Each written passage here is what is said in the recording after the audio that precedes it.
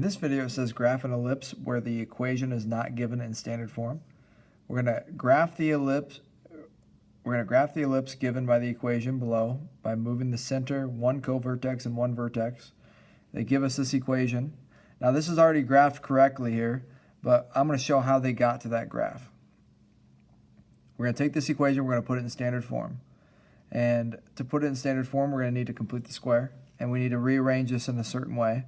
So we're going to rearrange this as 9x squared plus 36x plus 36y squared minus 216y, and then I'm going to subtract 36 on each side, so I end up with equals negative 36.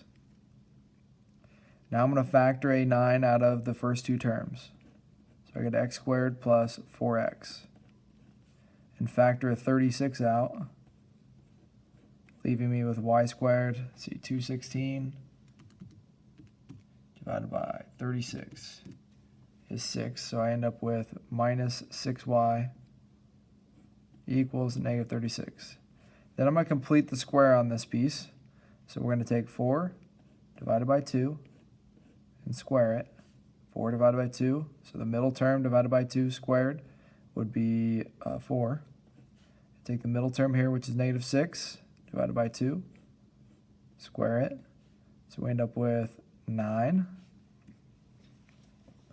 So I have 9 x squared plus 4x plus 4, when I add the 4 in there, plus 36 y squared minus 6y plus 9 is equal to negative 36, but I need to add some numbers here because I added in this 4, and that 4 is being multiplied times 9, so I need to add in 36 to the right side because that's what I added to the left side. And then I added a 9 here that's being multiplied times 36, so 9 times 36 is 324, so I add another 324. So you can see that the 36 cancel, and I'm left with 324. So I have 9. This factors to a perfect square, which would be x plus 2 squared plus 36. This would be y minus 3 squared is equal to 324. Now I'm going to divide by 324 on each side.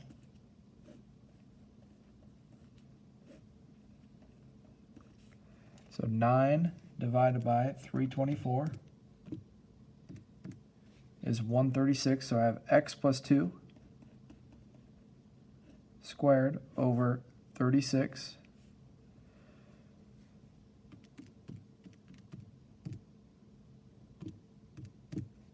And then I have y minus 3 squared over 9 is equal to 1. So a has to be greater than b. And in our case, this is a squared and this is b squared. So because a squared is underneath this x value, that tells me that my major axis is going to be horizontal. So I have a horizontal ellipse.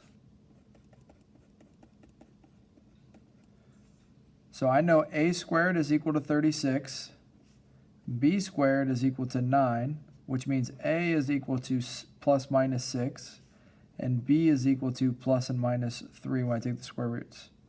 I know that my center is h comma k. We'll write that here, h comma k, which is, if I take the opposite sign here, that would be negative 2 for h, and then negative 2 comma 3 for k. And you can see that negative 2, 3 is the center of that circle. Now I want to go ahead and find my vertices, and remember my vertices are always on the major axis. So I want to find these 2 points. How do I get those 2 points from the numbers I have written here? So my vertices are going to equal they're going to equal the same y value, but the x value is going to change here. So I'm going to say that my h value, which is my x value for my center, so -2, I'm going to need to add in a, because this distance here from point to point is a, and this distance here for the minor axis is b.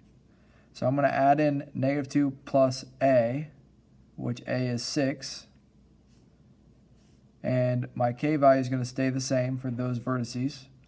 And then I'm also going to get -2 minus 6,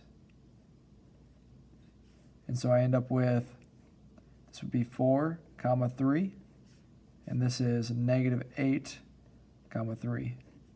So if I go to 4, 3, so 1, 2, 3, 4, up 3, this is 4, 3, and then back 8, up 3, this is -8, 3.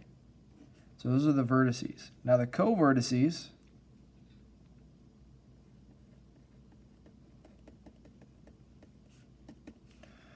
to find the co-vertices, I'm going to need to add b to my y value of my center. So I'm going to take and write -2, and then 3 plus my b value, which is 3 plus 3. And then I'm also going to have -2, 3 minus 3, when I subtract the b value to get this point here. So I'm looking for those 2 points.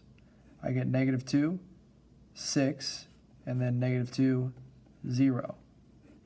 So -2, 6 is this point, and -2, 0 is this point.